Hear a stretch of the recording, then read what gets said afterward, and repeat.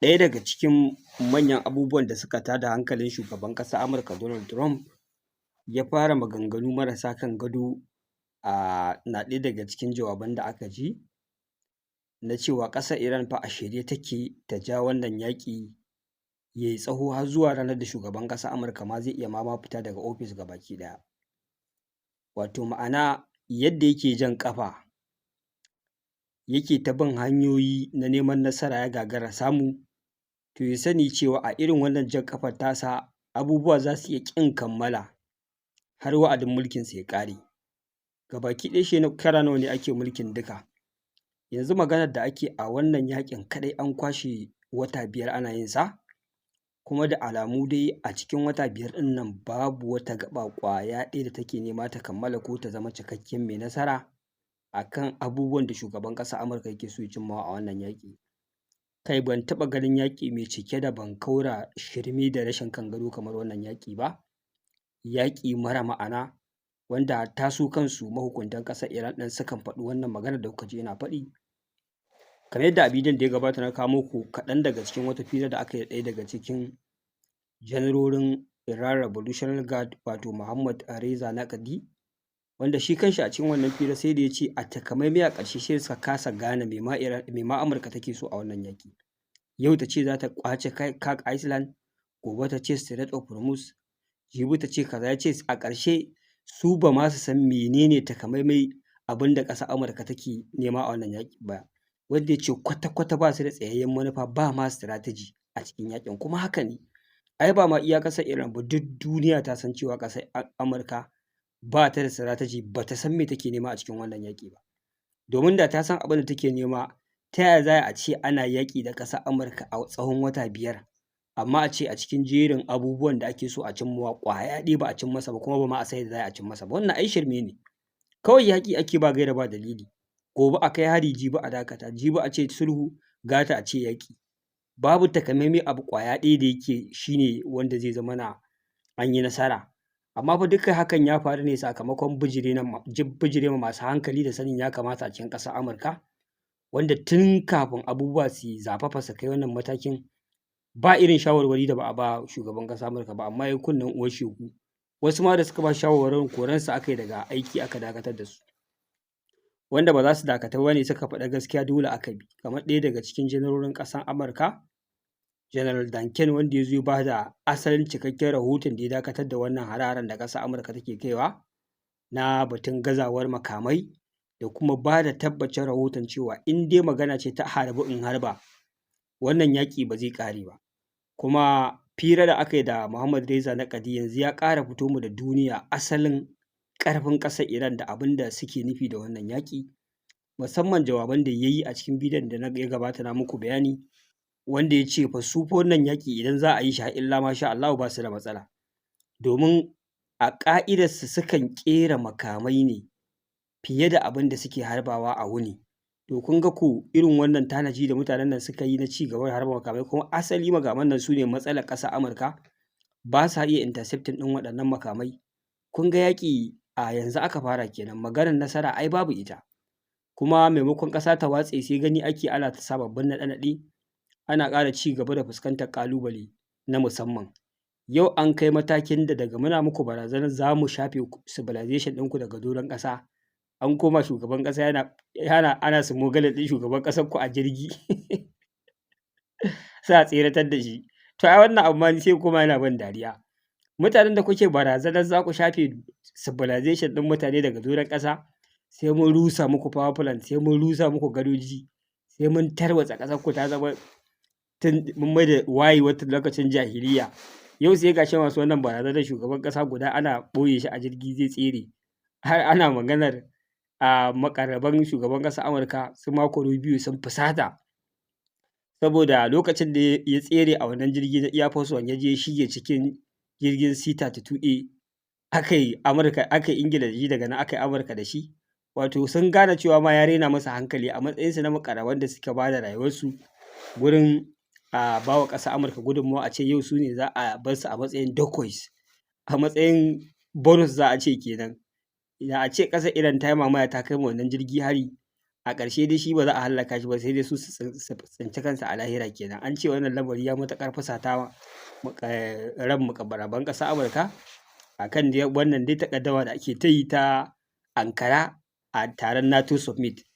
Taron NATO fa rundunar tsaro ta duniya gabaki ɗaya ta ƙasashen turawan yamma da oganta mai jagorantar ta, sai gashi ogan mai jagorantar wannan runduna shi ne aka yi smuggling ɗin shi ya tsira tuyoyi gida. Wallahi har yanzu in na tuna wannan labarin kawai sai in ji abin yana ban dariya, sai in ga kamar dai ba ƙasar Amurka ba ce ake wannan magana. Kamar yadda suka je suka sato Maduro to yau gashi su ma ogansu an je an kwamashe shi an tsirato da shi daga wata ƙasa yana neman ya tsira da ransa. Ya koma ƙasar Amurka yana can, an ce in zai je filin golf ma sai an ɗauki air defense system an je an ajiye a kusa da filin golf ɗin kar a je a kawo mai hari a kashe shi. Na ce kai lallai mutanen nan fa sun ɗebo ruwan dafa kansu sun shiga cikin ɗimuwa da firgici. Suna cika baki suna kumfar baki suna faɗin izzarsu da ikonsu da irin abubuwan da za su muku na tashin hankali da rugurguza ƙasarku. Amma yau gashi a ƙarshe mutanen su suka tsinci kansu a wannan yanayi, sai dai mu ce to Allah ya kyauta. To yanzu dai duk bayan wannan wasan ɓuya da ake na mage da ɓera da oga kwata-kwata, yanzu ya zo ya yi barazana ya yi ƙarya ya ce ai yanzu they have total control of Strait of Hormuz, wanda ya ce yanzu wannan hanya fa gaba ɗaya tana cikin ƙarƙashin ikonsu ne. Kun san yanzu gaba ɗaya fa duk yaƙin da ake yi, kamar yadda nake yawan gaya muku a cikin bidiyoyi, na ce muku yanzu fa asalin dalilin fara yaƙin fa yanzu fa ba ma magana a kan shi. Ƙwace tataccen uranium, dakatar da ƙera makamai, rushe ƙungiyoyin yaƙi, yanzu wannan gagarumin tashin hankalin ya fi ƙarfin Amurka. Yanzu magana ake ta wannan hanya ɗaya tilo da suka samu suka rufe. Idan da Allah zai taimaka a buɗe ta to fa yaƙi ya zo ƙarshe. Idan Amurka ta yi nasara za ta tsere ta ce ai a hare-haren da ta kai duk wannan cibiyoyin makamashin nukiliya ta lalata su, saboda haka yanzu no need ta ce ma sai ta cire uranium ko wani abu makamancin haka, sun yi nasara. Abin da suke so su ce kenan. To yanzu da duk abubuwa suka gagara, oga bayan ya kai harin na kwanaki 13 da ya yi a jere babu nasara, ya ce ai Iran ta kira shi ta roƙe shi ranar Monday za a buɗe Strait of Hormuz za a tattauna. Jama'a ku ji wata gagarumar ƙarya ba, hari suke kaiwa rana ɗaya biyu uku kullum dare sai sun kai ƙazamin hari. Suka kai hari dare 13 babu tsayawa, ba zato ba tsammani suka tsaya, wanda wannan gaɓar aka ce makamansu ne suka ƙare ba. Amma shi oga ya rugo da gudu ya faɗa ma duniya ai sun sha wuya ne, ai sun kira suna begging sun ce a dakatar da kai wannan hare-hare za su miƙa wuya, saboda haka a jira a gani ranar Monday za su buɗe Strait of Hormuz. Jama'a Monday nan ina jin yau Monday ko ta biyu ce ma nake tunani, har yau dai ba labari. To yanzu maganar da ake yi daga wannan Monday dai har yau Strait of Hormuz bata buɗu ba, kuma wannan roƙo da aka musu dai ina ganin me kwantar da dai ba sun roƙa an dakata to a cikin mana da kai harin, tunda sun roƙe ku ne kuka tsaya, kuma da kuka tsaya ai ba su zo sun miƙa wuyan ba, to ko sai ku ci gaba da kai harin, amma shiru kake ji. Yanzu a ƙarshe oga ya ce ai yanzu suna da control na Strait of Hormuz. Iran ta fito ta ƙaryata wannan magana, babu maganar control. Har yanzu su ma Strait of Hormuz yana halinsu, babu shiga babu fita, sai sun ce a shiga za a shiga, sai sun ce a wuce za a wuce. Haka zalika sun ce maganar buɗe wannan hanya fa sai fa an fa amince fa da fa demanding ɗinsu fa dolen dole, sai kun biya su diyya ta dala biliyan 300 nan, sai kun sakin musu kuɗaɗensu, sai kun cire na blockade, sai kun kore takunkumai, sai kun riƙe hannun Yahudu ta daina ɓanna a Gaza da Lebanon. Wannan su ne abin da suke buƙata. Ko kuma kuna can kuna labarin kuna total control. Wani irin total control? Hanya ba shiga ba fita. Kuma yanzu kuna magana kun yi total, to me ake nufi da total control?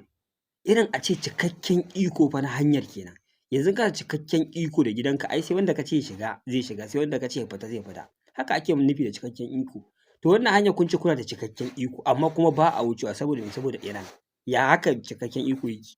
Na kasa gane kan wannan ma'ana ta shugaban ƙasar Amurka, amma tuni ƙasar Iran ta fito ta ƙaryata wannan magana, ko ma bata fito ba dai an riga an san dai Strait of Hormuz a rufe yake.